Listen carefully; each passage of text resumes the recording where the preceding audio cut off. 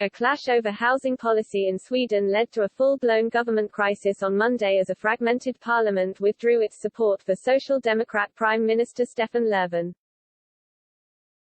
In a vote of no confidence, 181 lawmakers voted against Mr. Löfven, with 109 in favor and 51 abstentions.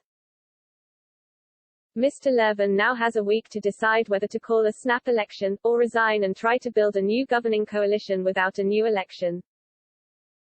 In voting to remove Mr. Löfven, lawmakers from the Left Party, whose withdrawal of support for the Prime Minister on Thursday led to the vote, were joined by erstwhile rivals from the centre-right Moderate Party and Christian Democrats and the increasingly influential far-right Sweden Democrats (SD).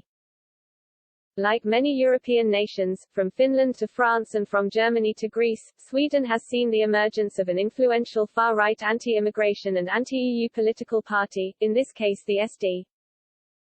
The SD have gained a surge in support for their criticisms of establishment politicians, Brussels and the continent's response to the migrant crisis of 2015.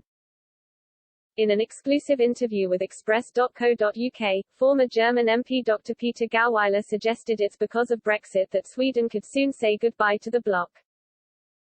He said, "The EU is battered. It could recover, but the situation will only improve if they release competencies again. The big help for us Eurosceptics has been the UK. Brexit is the best proof, as things are most likely to be going better than before for the British. Some people are saying that Sweden will be the next one to leave." When asked why, he added, "Well, this is simply linked to regional experiences. Let me give you an example using ecology. You can destroy a good biotope with too much energy. And too much of a good thing was done in the area of the allocation of power to the EU headquarters. And those who clearly see this and have to pay and don't just look at this from the perspective of subsidy aspects, those are of course the first ones to feel the negative consequences." Sweden was Britain's closest ally when it came to voting on European policies and staying out of the Eurozone. With the UK now creating a blueprint of how to leave the European Union, Swedish MEP Charlie Weimers echoed Dr. Gauweiler's claims. Amid conflicts with the UK and the growing power axis between Germany and France, the MEP claimed it may well pave the way for a reaction against the EU in Sweden.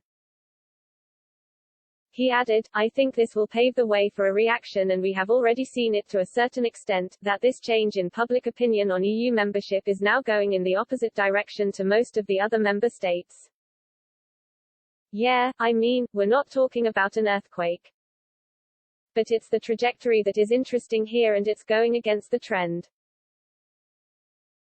And I think it's because more and more Swedes realize that the design of the EU is not in the interest of Swedish taxes. So when the chicken comes home to roost, that's when the real reaction will come. Maybe we're talking about a few years ahead, but it will come eventually." Throughout the UK's membership of the EU, states such as Sweden relied on the UK for its support in the European Parliament. As Mr. Weimers added, Sweden has not only lost a crucial ally in the bloc, but trade with the UK will also be impacted between the two states.